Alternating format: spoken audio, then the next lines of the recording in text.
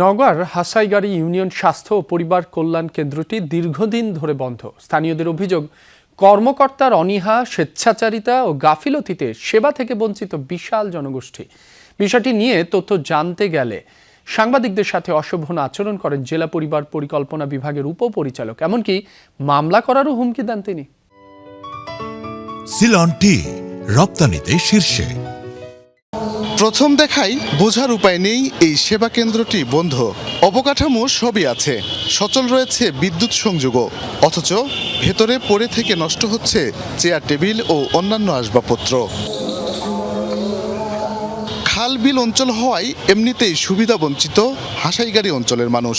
এর মধ্যেই কর্মকর্তারা লোকবল সরিয়ে নেয় স্বাস্থ্য ও পরিবার কল্যাণ কেন্দ্রটি তালাবদ্ধ হয়ে পড়ে।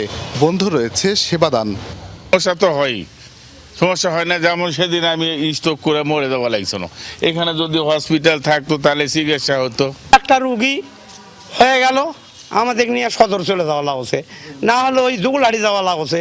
2.5-3 বছর হয়ে গেছে, বন্ধ হয়ে গেছে। এই ওষুধগুলো দেয় না। স্বল্প লাগে কিছু হলে নওগালিয়া ধরে যাওয়া লাগে, না হলে এই আশেপাশের দোকানের থেকে কিনা লাগে।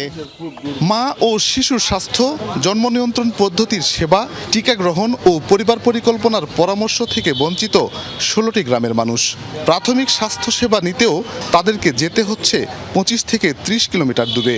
অথচ এই কষ্ট কমাতে এগিয়ে আসছেন না কেউই।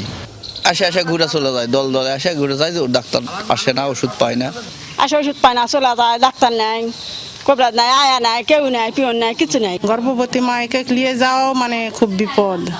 রাস্তা দূরে, কোনো চিকিৎসা হয় না এখানে। উপর কর্মকর্তার অবহেলা, গাফিলতি এবং এমপি সাহেবেরও গাফিলতি আছে। সেবা কেন্দ্রটির পাশেই রয়েছে কর্মীদের আবাসন ব্যবস্থা। তবুও কেন লোকবল নেই, কেন সেবাদান বন্ধ, জানতে জেলা পরিবার পরিকল্পনা কর্মকর্তার কার্যালয়ে টিম যমুনা। ক্যামেরা দেখেই রুদ্রমূর্তি ধারণ করেন উপপরিচালক গোলাম মোহাম্মদ আজম। অশোভন আচরণ করেন তিনি, মামলা করারও হুমকি দেন।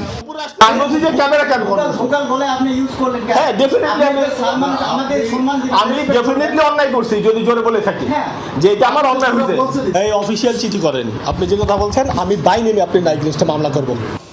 তথ্য বলছে শুধু সদর উপজেলাতেই নয়, কর্মকর্তাদের স্বেচ্ছাচারিতা, অনীহা ও গাফিলতিতে পরিবার পরিকল্পনা বিভাগের সেবা কার্যক্রম দারুণভাবে ব্যাহত হচ্ছে জেলা জুড়ে।